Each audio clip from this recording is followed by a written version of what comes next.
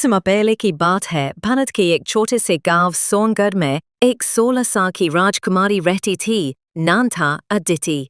वो बचपन से ही अपने गांव की गरीबी, टूटी सड़कों, खराब स्कूलों और बेरोजगारी को देखती आई थी। लेकिन उसके सपनों में हमेशा एक सुंदर, खुशहाल और विकसित राज्य बसता था। संघर्ष की शुरुआत जब अदिति के पिता राजा वीरेंद्र सिंह बीमार पड़े, तब महल की जिम्मेदारियां अदिति पर आ गईं। दरबार के मंत्री बोले, राजकुमारी अभी बच्ची है, उसे कुछ नहीं आता। लेकिन अदिति ने हिम्मत नहीं हारी। उसने कहा, अगर मेरी उम्र छोटी है तो क्या हुआ, मेरे सपने बड़े हैं। ज्ञान और तकनीक का इस्तेमाल। अदिति ने सबसे पहले अपने राज्य की समस्याएं समझी। वो गांव-गांव गई, लोगों से मिली, उनके दुख सुने। फिर उसने पास के बड़े शहर के शिक्षकों और इंजीनियरों को बुलाया। उसने गांव में स्कूल, पुस्तकालय और डिजिटल सेंटर बनवाए, जहां लड़कियां और लड़के दोनों पढ़ने लगे। रोजगार और स्वावलंबन। राजकुमारी ने गांव की महिलाओं को स्वरोजगार के लिए हुनर सिखाने वाले केंद्र खोले,